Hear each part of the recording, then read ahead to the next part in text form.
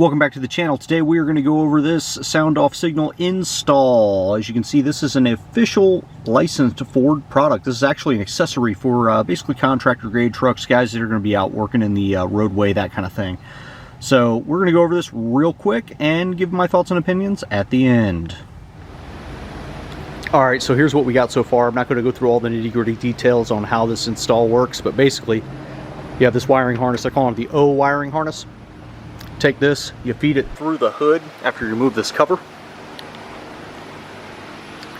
You're going to have a plug right here, and then just inside that other hole over there, you're going to have another plug. So what I did is I already plugged this one in, but up underneath it here, but you'll see that this black piece right here, that's what they call the ghost light. And that's this one right up here. It attaches as a little rubber pad up underneath it here. It attaches with the two Allen screws up underneath the bottom. And with the rubber, it keeps it from tearing this up. Just got to make sure you run this wire right here up through here, just like it shows. And then you tighten down with the two little Allen key screws on either side. Connects to the harness. There's a foam piece that wraps around this. You feed it back in and then you zip tie. So far, this isn't pretty painful. This looks like a pretty good kit. The instructions are pretty awesome. I'll let you know by the end of the video whether or not I think any do-it-yourselfer can do this, or if this is something that's going to take a little bit more effort. I will say this though, you definitely need what they call fish tape.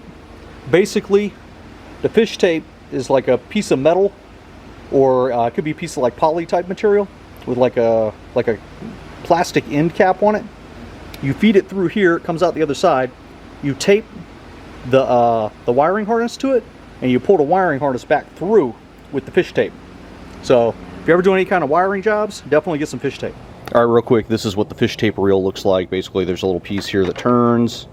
This is kind of a flexible, thin metal type material. I don't know if this is supposed to be steel or aluminum or what, but it's flexible. It'll bend, it'll go into places, but it's rigid enough that it can actually make its way through various small spots in the interior of a vehicle. And then this is that plastic tip I was talking about. And yes, because somebody somewhere is going to whine about my fingernails, I know I need to trim them, but I don't care. So there you go. Bam, bam, bam. Yeah, you can pick these things up pretty much at any hardware store. I think I got this at like Home Depot, maybe, for 15, 16 bucks, somewhere in that neighborhood. All right, you guys can see, got the wiring straightened out right here. It's over here. Runs down right here. Got a couple zip ties holding this on per the instructions. And it runs down into the wheel well. It's going to come down here. And then, let's see if I can get this thing to, there you go. There's some. So it comes down here inside the fender liner. And then it's going to go up basically deep inside the fender right here. And then there's a grommet that you push in. And then you can push the wire into the cab area. All right, after popping that grommet out and pushing the wire through, it comes in behind the insulation there, so you got to find it, pull it through.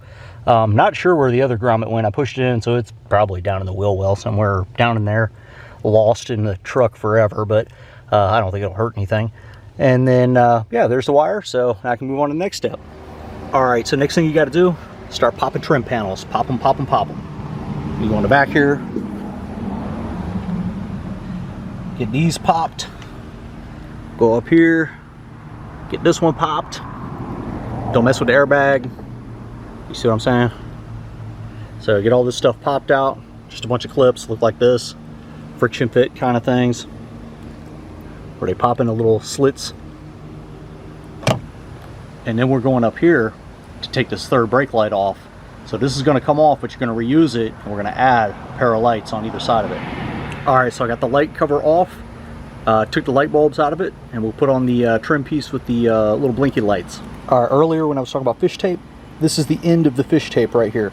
I just basically fed it through from the other side, popped out over here. I mean, I had to reach down in this little access hole to find it, but there it is. What happens is this is going to go right along in here, and it's going to come in just on the side of this pillar. Let me go back down. Alright, so here's the inside of the truck right here. I got the fish tape reel clipped to the side of this seat belt. It goes up. And let's see if you can see it. Right here it goes inside, goes up, up, up, and then disappears into the top of the headliner.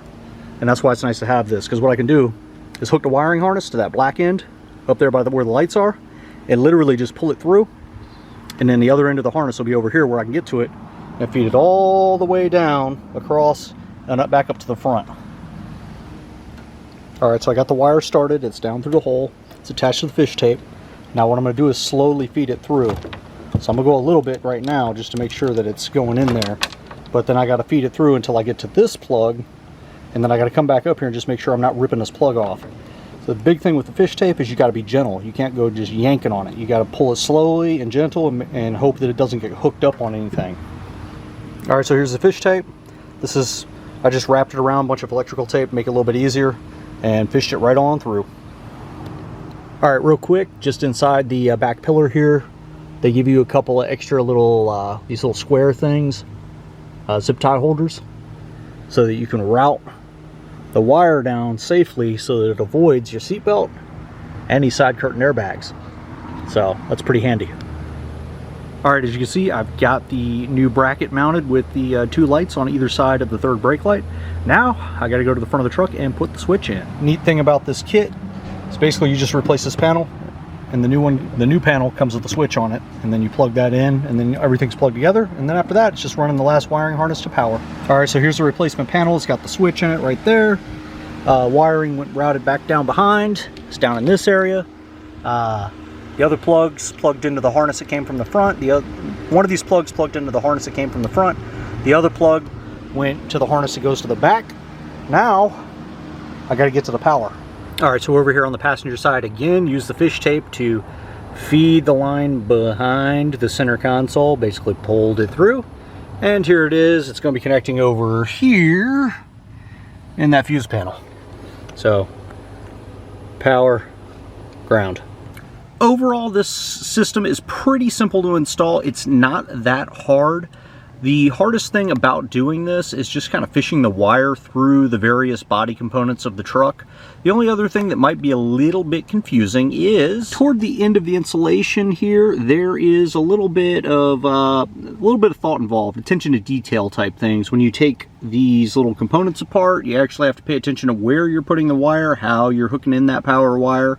So if you're good with attention to detail, you can probably make this work. But if you're one of those people that has to use a sledgehammer to make the circle peg go through the square hole, might not be the kit for you. But overall, I would say on like a, I don't know, a 1 to 10 scale, 10 being something that's really easy for you to do it yourself, or this is like an 8.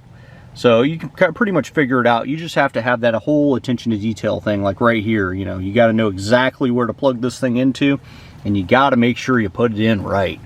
If you do that, you'll be good to go. Other than that, it's not that bad of a kit. Alright, this is post-production. Completely forgot that I didn't actually show you guys where any of this stuff actually hooks into. Basically what you can see, the ground is up here. It hooks, I don't even know if I can see it, but there's a bolt back there that it actually hooks to for ground. And then down here, this orange wire actually goes into this harness right here. Basically, you push this little tab right here, this little black tab, you push it down. Then you can pull this up, so pull it all the way back, and it'll release the harness. Then you have to take this little red piece off so that you can get down in here and actually see how these plugs go together.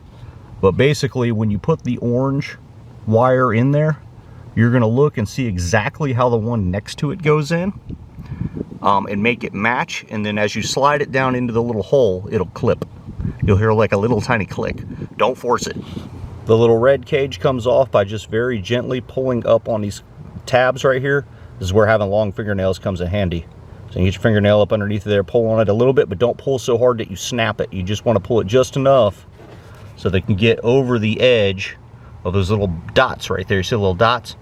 Just enough to get it over those so you can pop it off. And then you're going to push on this little clip to get the gray piece to come loose.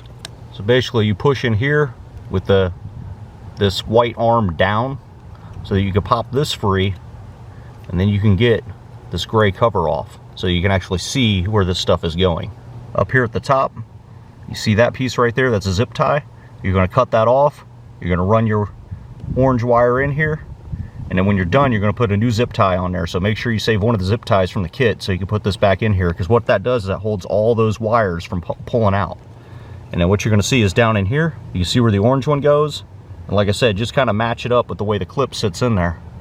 Kind of hard to tell, you know, how that clip looks versus the one next to it. So kind of hard to point with my finger, but that clip right there is going to match the new clip when you're putting them in.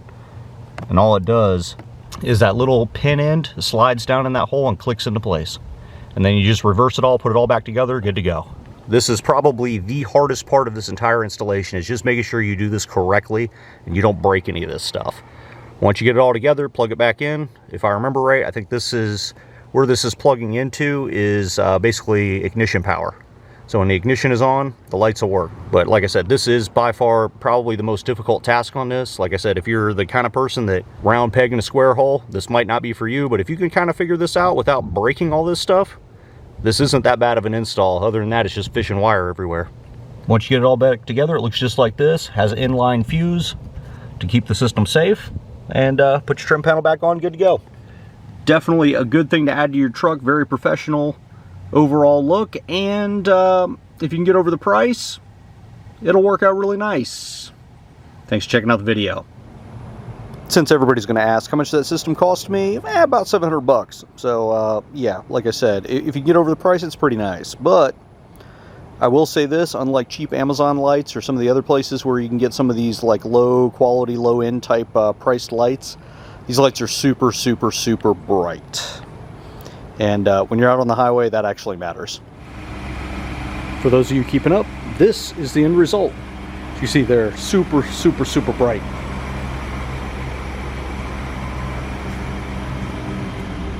And then on the rear, you can see them from all kinds of angles. One more note on these lights, make sure you check your local lighting laws, because some places this is illegal, other places it's wide open.